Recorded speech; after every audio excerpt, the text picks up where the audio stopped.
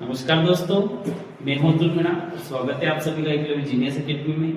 आज का हमारा टॉपिक है कि कमी का प्रतिशत, यानी कि किसी भी वस्तु के मूल्य में जब कुछ कमी आती है तो रुपये में तो हम बता सकते हैं कि इतने रुपये की कमी है, लेकिन उसको अगर प्रतिशत में निकालना हो तो हम वो कैसे ज्ञात कर सकते हैं। तो देखेंगे हम कि जब किसी भी वस्तु के मूल्य में जो कमी आती है उसको कैसे निकाला जाता है ना। तो देखते हैं कैसे इसको आप ज्ञात कर सकते हो।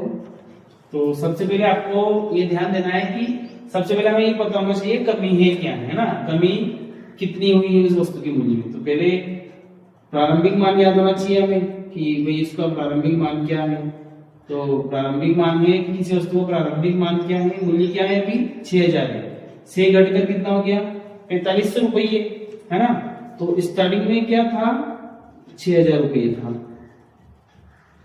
अब कितना हो चुका है, तो अंतिम मान देखेंगे उसका, तो वो हो चुका है हमारे पास 4500 रुपये।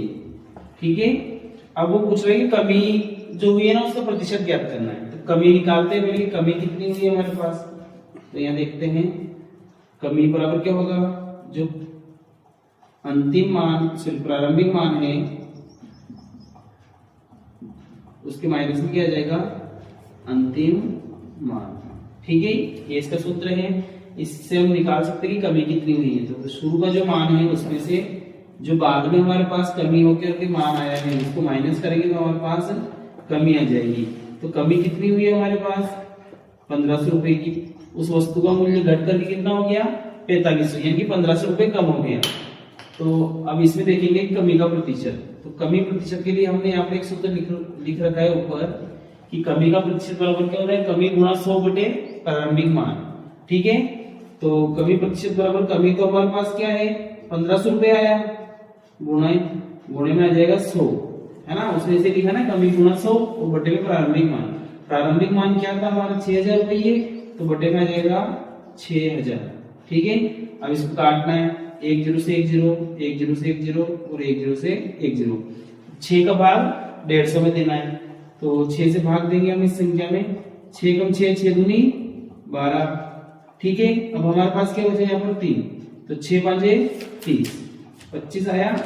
तो हमारा कमी प्रतिशत क्या आया, ये लिखेंगे कमी प्रतिशत बराबर क्या है हमारे पास, 25%। यानी कि जो वो वस्तु थी उसके मूल्य में कितने प्रतिशत की कमी आई, 25% की। ठीक है। अगर आपसे भी एग्जाम में इसी प्रकार से अगर कमी का प्रतिशत निकालने की बोला जाए तो आप इस सूत्र की सहायता से आसानी से उसका मान ज्ञात कर सकते हो। ठीक है।